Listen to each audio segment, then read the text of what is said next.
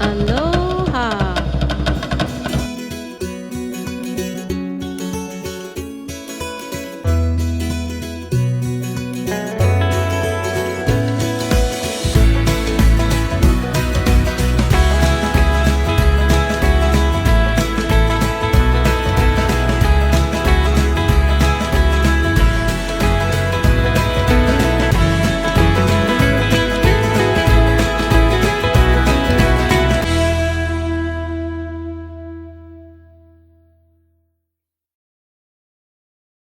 We have a special guest, graduated from Aloha. Okay, his name is Randy Kurihara. Okay, and he's going to demonstrate how to make a wooden basket. Okay?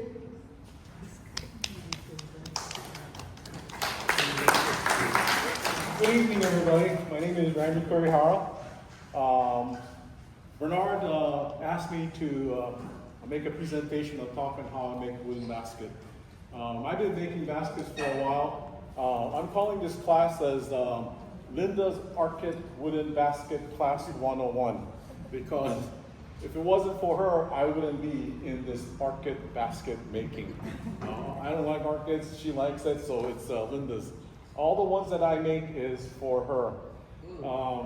The process that I'm going over right now is just my process, which evolved over the years. I've been doing it off and on for the last 30 years, whenever she needs it. She recently wanted a whole inventory full, so I just completed about 130, 150 baskets for her. Wow. And she still wants more, about 50 more baskets. So that being said, I had to really streamline the process because I don't have all day to really make all these baskets. The two types of basket, two sizes of basket that she normally makes is the 6-inch, which is the smaller one, and the 8-inch. Those are the two that she normally uses. You can pass it around if you want. Take a look at it. Those are the two sizes I normally make for her. Are you selling those baskets? Excuse me? Are you selling those baskets? These right now is giveaway for tonight. Whoever wants it can have it. Well, I guess Bernard's gonna somehow figure out who gets what, but I have some, and I'll be making one quickly right here, and whoever wants that can have that too. Okay. So there's be about 7 of the baskets available for door prizes or whatever. These boxes, what I'm going to make right now tonight is an 8x8. It requires 27 pieces of, and this is redwood. And I'll go over the redwood and where I got the redwood and how much it costs and the process of cutting it. That is very labor intense, but I'll go over that. But this 8x8 box requires 27 pieces of this size redwood. And I like it to be fairly thick. So this is about 9/16" thick by 7/8" wide by 8" long. If you look at the ones in the store, it's slightly 1/2" by slightly less than 3/4 inch. And it's all depend on the size of wood you get. The wood I have, and I found, and I'm going to talk about it, allows me to make this 7/8, which I like it fatter, and 9/16, which is I like it thicker. But you need 27. Out of the 27, you need 20 of them with holes. And I'll go over how you drill the holes, and that's the labor intensive part. And I kind of streamlined that with my drill press and the jig that I made for it. So you need 20 of these, and then you need 7 pieces with no holes. Okay. So once I have the 27 pieces, what I'll do is I made this what I call an assembly board. And I have cleats 90 degrees. And the reason why I have this board is to hold the pieces square. I want the pieces to be as square as possible from the start. Because if it's not square, it's really hard to insert the wire. And I'll go over that too. Okay, what I do is first I place 4 pieces with holes, one on top of the other, crisscross. Then what I have, this is 1/8 inch hole. I have a 16 penny finish nail. I had to kind of grind it a little because it was too thick. I wanted it so it goes in fairly smoothly. But with this 1/8 hole and this 16 penny finish nail, the holes pretty much align fairly accurately. Okay, and if you drill the holes correctly, all you do is line up the corners and they'll go right in. Okay. Like that. Then I get my nailing gun. The reason why, like I said, I like it 9/16 inch. The shortest nail you can find is 1 inch. This is my brad nailer. I have right now 1 inch 18 gauge brad nail stainless steel. If you make it less than 9/16 or 1/2 inch, what will happen when you shoot the nails in here, it will penetrate the other side. I don't like to see the nail. So what I do is I'll square it off like this. This is the bottom now. I first start with the bottom. This is the bottom. I shoot 2 nails in each corner. And the reason why I shoot 2 nails in each corner is I like my workpiece to be square as possible. As you're well aware, right? If you don't have nails in the corner, it's going to just do this. It's not going to hold the squareness. And I like mine to be rigidly square. So with 2 nails, it is going to be pretty much square. So this is what you're going to end up with. This is the first step to making your bottom. Now the next step is I take this off and I have 5 blanks without the holes. And I have lines here. I line up the 5 pieces and I kind of spread it out.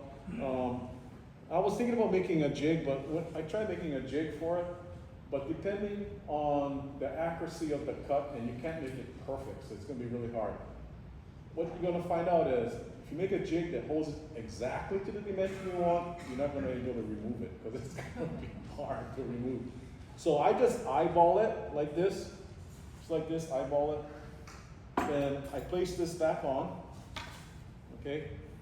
Then I shoot nails again at the ends of each one of these.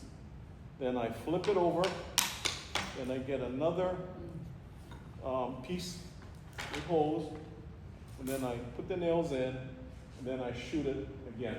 So I got nails on 2 sides. So what you'll end up with is a bottom piece like this. So this is the bottom. That's the first step. Make the bottom. Okay.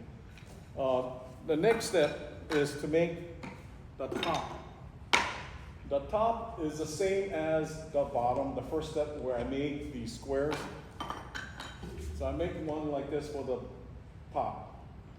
The only difference is I take a blank, and once I make this frame, I take a blank, I mark it, and I take a chop saw, and I like it snug, because when you make it snug, it also keeps this piece square. So it's pretty snug tight. And once I fit it in, then I nail it. So this is what you have. This is the top. Okay. So it's pretty rigid square.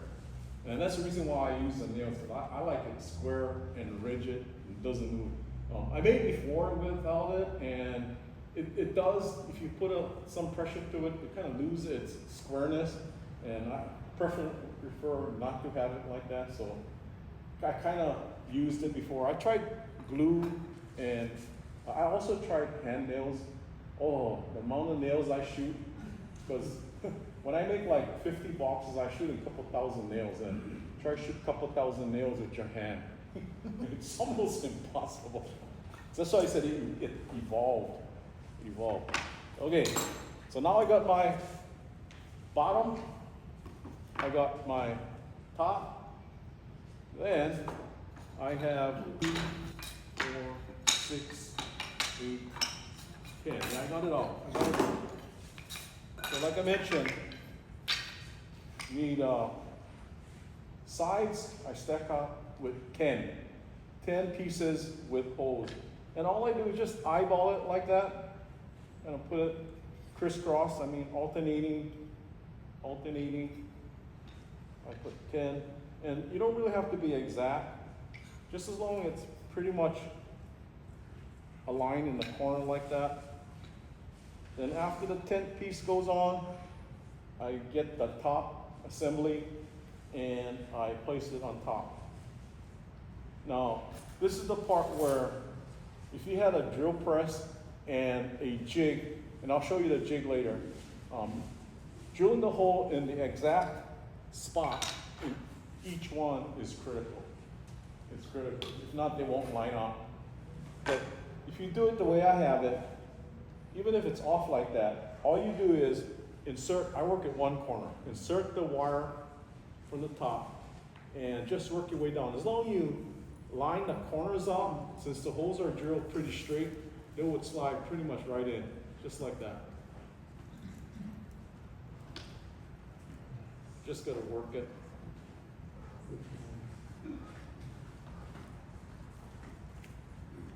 There, okay. So just 12 gauge, yeah, 12 gauge wire. Then what I'll do is I'll just turn this, and I like to work the diagonal. Then it kind of helps when you put the rest in. And I do the same thing, just line up this corner like that, and pretty much if the holes are lined good and the wires are straight, they'll go right in. Right now.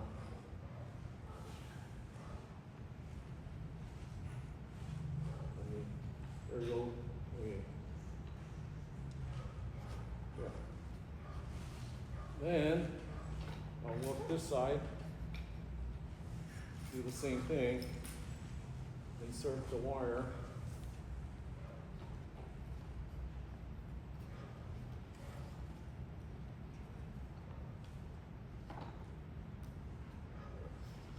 Okay, now the last one.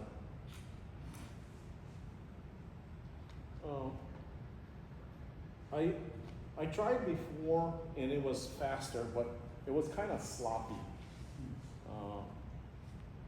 Like I said, this is 1/8-inch holes, and this is little, probably about 10,000 smaller than the 1/8, so it's fairly kind of, there's play in it, but if the hole's not aligned correctly or drawn correctly or drilled correctly, and if the wires are not as straight as possible, what I just did takes time and it's harder.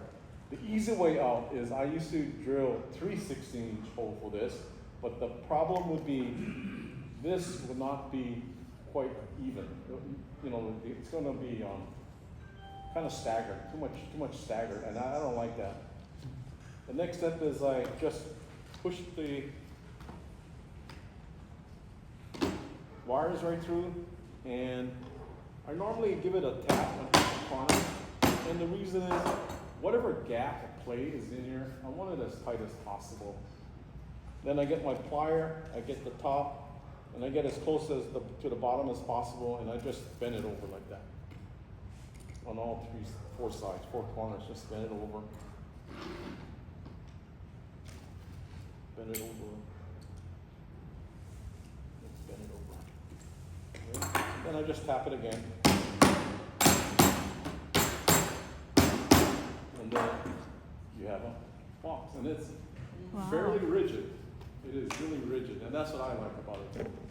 Like I said, it's something that evolved over time, and as you can see, what I try to do is the nails, I nail it from the back side so you don't see the nails on the front, on the top side. You see some of the nails on the bottom, but I try to minimize the exposure of nails, so that's how I make it. Okay? Then, once I get that done, and I'll tell you how I get the screen, but I cut the screen already, and I have a bunch of these screens already cut for the various sizes. And all I do is just insert like that. So that pattern works perfect. That pattern works perfect the way I have it set up. And all I do is staple the top.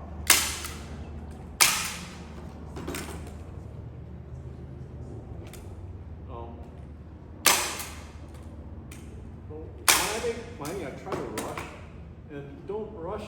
And the reason why I say don't rush, because several times when I do this, in fact, one of them that's going around, I patched, so I don't know if you can see it. What happens is, you see the stapler? I put this red mark here, because several times when I go down on it, since it's fairly narrow, I don't know where the nail's gonna come out. So several times I hit the edge or the corner, and this splits, and it looks ugly. So one of them that's going around did that, but I patched it with super glue, so I don't know if you can find it. But that, you gotta watch. So I mark mine now, so I make sure I'm right there, and then I'll staple it. Okay? Okay, that's how I make it. I think I did. Okay, that's the process of putting it together. Now comes the consuming hard part, and I'll go over that. Let me go over first the type of woods I use. I mostly use cedar. This is redwood, and I'll tell you why this is redwood, but I mostly use cedar. And the reason why I use cedar is it is the most available cedar. It is the most available. You can get this at Lowe's or Home Depot, but Lowe's is more readily available than Home Depot. I don't see it at Home Depot too often, but Lowe's have it. They have it as low. It goes on sale for $9.98. The last time I bought it was $17.39, so it went up. It fluctuates. It averages about $12 to $13 for an 8-footer. This is a 2x4 by 8 foot. So this is what I normally use because it's the most available. One 8-foot piece, can make 5 baskets. Can make 5 baskets, 1 8-foot piece. So that comes out to about $2 to $3.70 a basket, depending, like I say, if you get it for $9.98 or $9, it's going to come out about $2 per basket. And if you're getting it for $17 or $18, it's going to come out about $3.70 per basket. This is called new growth. These numbers are new growth lumber, new growth trees, meaning the trees are about 60 to 70 or 80 years old, at the most. Okay, new growth. And I'll go over more about that when I get into the other wood use. These have, the rings are fairly tight, not that, fairly wide. That has about 10 rings per inch. New growth. So that's my primary go-to piece of lumber. The other one that I normally use, but not quite often, is redwood from Home Depot or Lowe's. This sells for $19.98, this redwood. It's also 2x4, also 8 foot, but it's $19.98. This can also make 5 baskets for 1 8-foot. I go through about 10 or 12 of them in a crack when I make it. Okay, so that comes out to be, depending on where you get it and what size you get, it's about $3.90. Oh, thank you. $3.90 to $5 per basket, so the price goes up.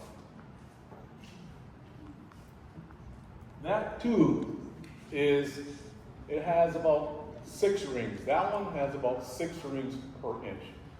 That is about, it comes from a tree called new growth tree, and that is about 40 to 60 years old. That's the type of lumber that you can find today. You cannot find anything older than that. That's the type of lumber. Now the reason why I like cedar and redwood, as you well know, cedar and redwood have tannins. It's an acid, and it has natural oils. So the tannins and natural oils help or gives the wood, both redwood and cedar, the natural resistance to insects, moisture damage, and wood rot, and also insect infestation. Okay. Redwood has more tannins and oils, natural oils, than cedar. So it's slightly better, a little longer life, a little more natural resistance to infestation, damage, moisture damage, and so forth. So it's good. But because of the cost, $3.90 to $5 a foot, for basket, I kind of tend to lean towards the cedar as the one that I showed you going around.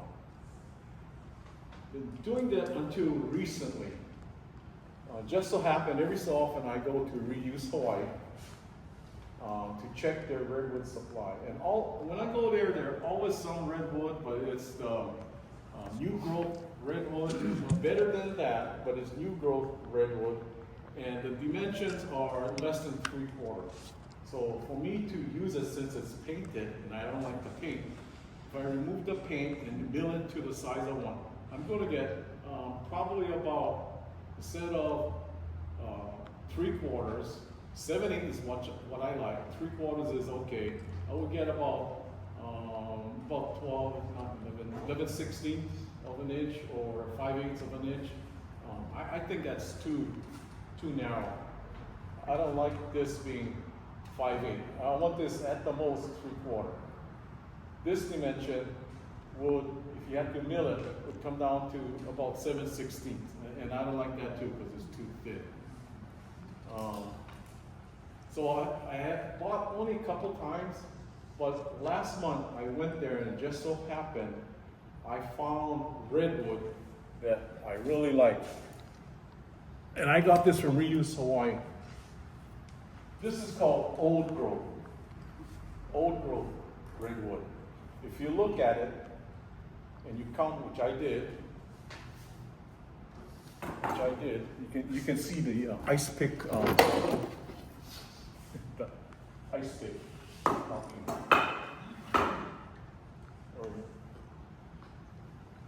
This has about 35 rings versus the ones that I showed you. The annual growth rate on this piece per inch is about 35.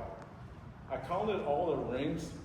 This piece represents 122 years, no more than that, represents 220 years of the tree's life. Just this piece alone. And if this tree was much wider, or how much of these came out, I don't know how much of these came out, but I bet you this tree is really old, because old growth tree is between 800 years and 1,500 years old. Wow. They're really old. Piece of flooring? Huh? Piece of flooring? No, it's an old house. It's an old house. Yeah. It comes from an old house. It has to. Where does the tree come from? Excuse me? The old tree, where does it come from? The redwood here came into Hawaii in the 1840s. They first came here in the 1840s. And they all came from California. They all came in from California. And all the trees they were cutting were between 800 and 1,500 years old. This had to come from that inventory of timber. It had to come, because just by the amount of grains, it has to be at least 800 years old, that particular tree. You cannot find those Because by the mid 1900s, around 1950s and 60s, the logging industry wiped out 95% of old growth trees, so you can't find it anymore. And in 1960, they stopped producing old growth trees. They don't have it anymore. And in 1970s, in the 70s, they went on to, you know, those conservation type farming where they plant the trees and so forth. They go into second growth forests. I mean, a lot of these forests that were cut down, they planted new trees. And then they harvest those trees. By the time they harvest those trees are 40 to 60 years old. So that's why you see the annual rings on the other ones that I passed out is fairly wide.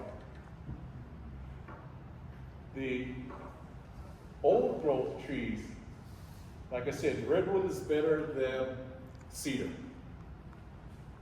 Redwood old growth is even much better than redwood new growth. Because it's old growth, it has more tannins, acids, it has more natural oils. So the old growth is much more resistant to insect infestation, moisture damage. So old growth is better. And that's the reason why I got it. Because the price I got it for is that piece came in kind of various lengths, but the ones I picked out was around 94 inches. 94 inches. And for a 94 inch that wide, I got it for $13.75. Now that's cheap. That equates to $2.60 per basket. That's cheaper than the redwood that I got from Home Depot. And it is just about the same price as the cedar that you bought. So that's really cheap, $2.60.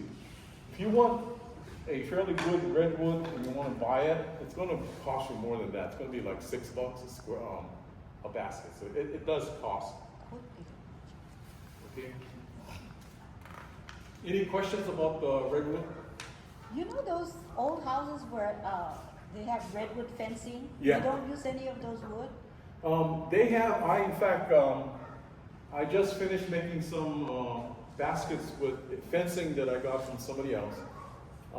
That too, if you look at the older fencing, redwood fencing, they're about 3/4 inch, but I like it thicker than 3/4. But I use that because I was able to get what I want out of those 3/4 inch. But the newer fencing, if you look at, and I don't know if you saw the fencing that you use, it's fairly thin. It's like only 5/8 inch. The redwood planks that you get for the fencing today is only like 5/8 inch. It's thin. So, like I said, I like it thick. I like it thick. And by the time you cut it, and I like all four sides smooth. So you need a fairly thick size wood so that you can mill it. So that's why I use on that side. Like I said, it resists fungus, decay, insect infestation, moisture damage. It's better. The old growth is better. And that's the reason when I found it, I bought almost all of what Reuse Hawaii had. I got enough for maybe 100 something more. So I got a stockpile of it. Okay. Any other questions on the redwood? So I've been using, like I said, I have a whole stockpile, and I'll be making more of this type using that wood.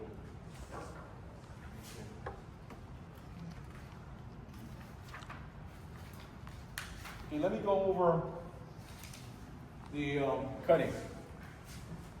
So what I'll do is, as you see the piece, the 1/8 inch piece, you have a groove on one side and a tongue on the other side. The pieces I got, I made sure at least one face was straight. Because you will find some of them had damage, here side damage, because it's demolition, right? They're demolishing an old house. And I look at this house must have been over 100 years old when I look at the type of wood they use. but they just tear it apart. So I find the ones that have at least one side to it. Then the good side, I run it through my table saw, and I rip off the bad side, so I get one good, solid, smooth edge there. And then I turn it over, and I set my table saw to about 9/16 inch, and I rip it through. Now, like I said, the lumber that I have is 94 inches. Trying to run that through a table saw, you can do it, but it becomes a little harder to do and keep an accurate cut, because the long piece is going to have some wave and some imperfections and so forth. If you have it shorter, it's easier to go through, and you can get a better, straighter cut if it's shorter. So what I do is 8 pieces, 8 lengths would be 40 inches. So I cut the 94 inch to a 42 inch length. Then I cut the next length to a 49 to 50 inch length. So I have 2 pieces, 49 to 50 inch long and 40 inches long. From that I can get 11 pieces, 5 from the 40 and 6 from the 48. So I send it through, each length I send it through. I can get 13 of these guys out of one width like this. I can get 13. So since you bought all the stock for that good wood, Yeah. we only can buy this wood. Tell me how to cut that much. How to cut that? Yeah. Oh, the other ones? Yeah. Oh, yeah. Because you get the good wood. Yeah. So a lot of us will get no chance to cut that one. 2x4. Well, So I have a whole different kind of cut that one. Okay, I'll show you how to cut that one, but you have to go to reuse Hawaii every so often, because I think it's going to come back again. Like I said, I haven't seen it. I haven't seen this, maybe only once before I saw this. And they had very little, and I bought some, and that's the reason why I liked it. And I haven't seen it for years and years and years. And then last month, we went to reuse Hawaii, and I saw that, oh, I jumped to joy, man. I'm a happy camper. I'm going to get it, so I got it. So I got it, yeah. There's still some, but it's the ones that I didn't like.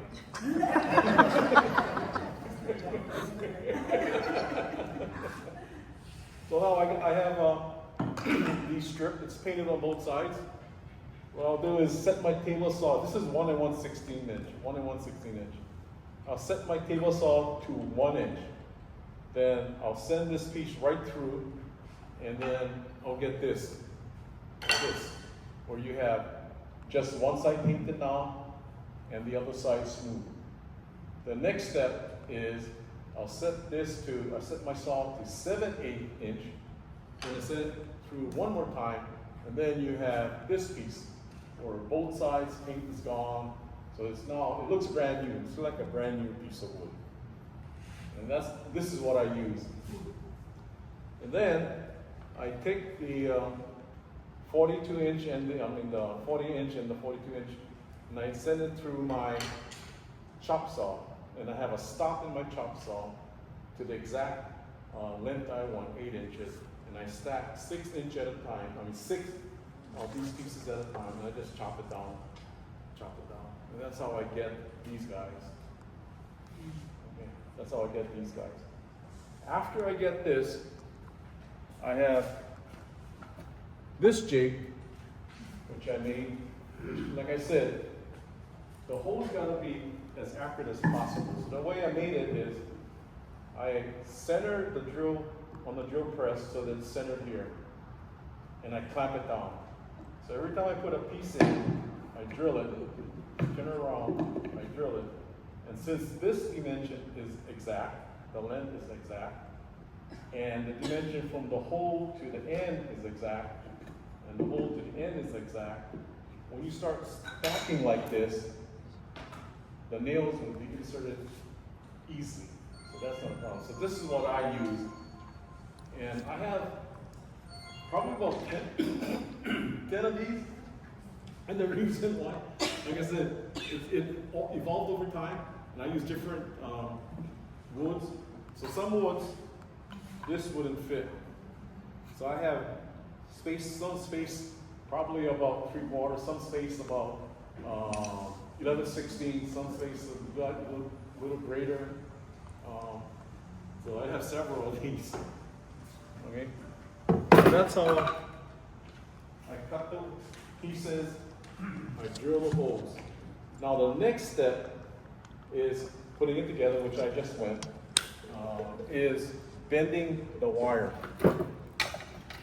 Now the wire, I also made this little jig. All it is like a peg sticking out and a plate. I welded that together, and I have a space between the peg and the plate, and edge of the plate. I have a space. And what I'll do is, I'll have this in the clamp. All you do is put this in here and just turn this 1.5 times, and you get this. So once I do that, I lay it on my fancy gauge board. And I just lay it down and I cut it. So this I can kind of make fairly quickly. Now, like I said, this has to be straight because the holes are tight. So you're gonna have a hard time if you keep it like this. So the next step is to, on my vise, I will just put it on my vise and pound the bend out so it comes straight like how I have here. So it does come straight. It's fairly easy, but that takes time too. Okay, so that's the wire, the nail, that's everything. The last step is making the screen.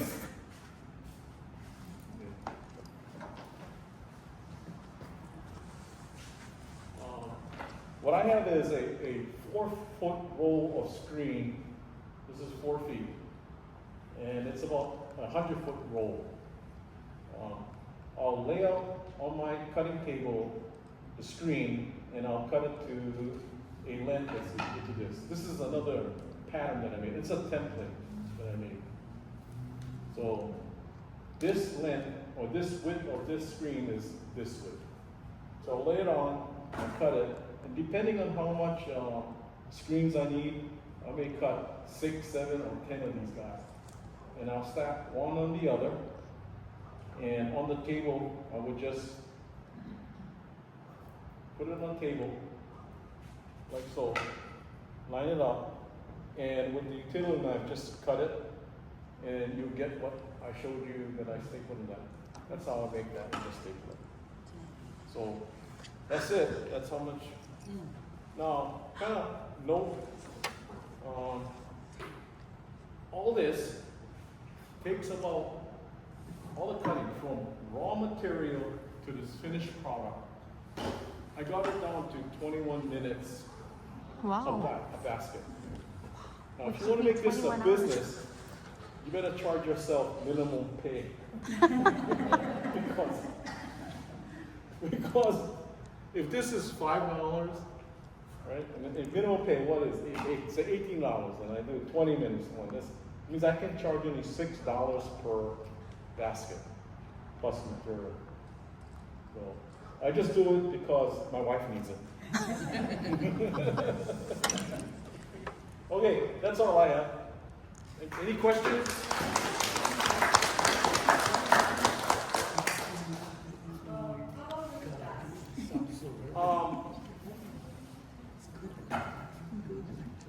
I would say at least 15, 20 years. We had some that's pretty old.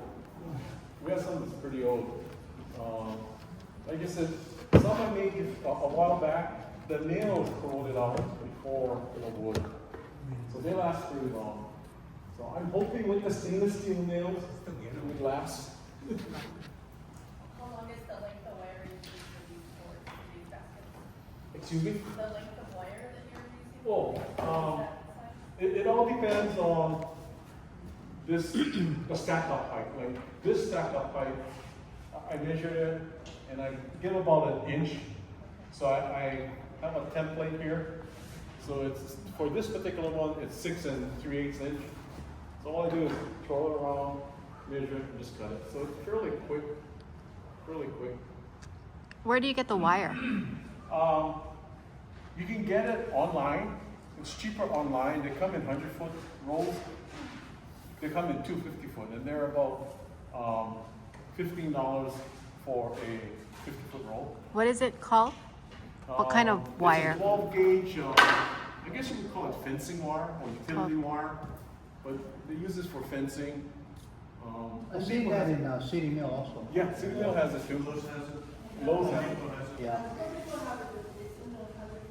Yeah. Okay. I find it, it was plenty cheaper if you get it online, so that's why I get mine. And stainless steel nails, you can't find it here too. There, you can't find it. I looked all over the place, you can't find it. I found it on email, online, Amazon. Amazon. Amazon has it. You know what we used to do is, we used to see it in hanging wire, Mhm. because it's already straight. Yeah, You yeah. know, I used to sell them in bundles, Uh-huh. so that works too. And it's easier to work with so the other way to straighten that is you have to get a half inch drill, tie it to something, and then, turn it to straighten the wire. Question. I know your wife likes you to make these baskets, yeah. Yeah. But what is the best orchid for her to put in that basket? I leave it up to her. My dendrobiums and my cataleas are really good in that. Dendrobiums and Cattleya. Yeah. And does the basket have to be tilted in any way? Just straight up? Yeah. Hanging straight up? Yeah. And what kind of media do you put in the basket? I use coconut husk. Coconut husk? Mhm. Okay. Thank you. So for those of us who can't make these, do you sell them? No, I need more. You gotta talk to the boss. Like I said, I have kind of a lot on my plate right now, so I'm not really into making it to sell right now. Maybe later I might, but right now I have a lot on my plate.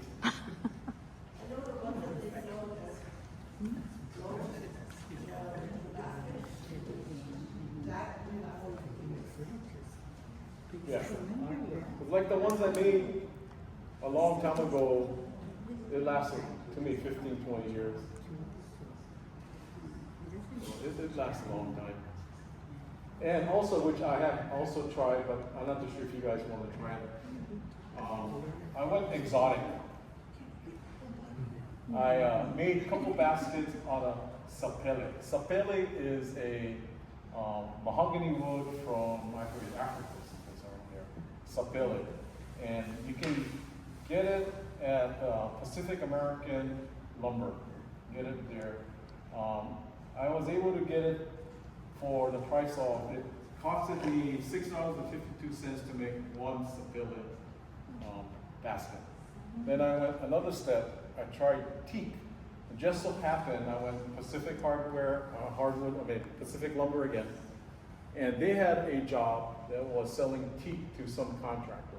And the contractor had some remnant pieces. So they gave it to me for 30% off. But that still cost me $22 just for the teak for one basket. But it came out nice. Okay, when you all came in tonight, did each one of you get a raffle ticket? Make sure you have a raffle ticket because 7 lucky winners will get one of these baskets and these plants. Okay?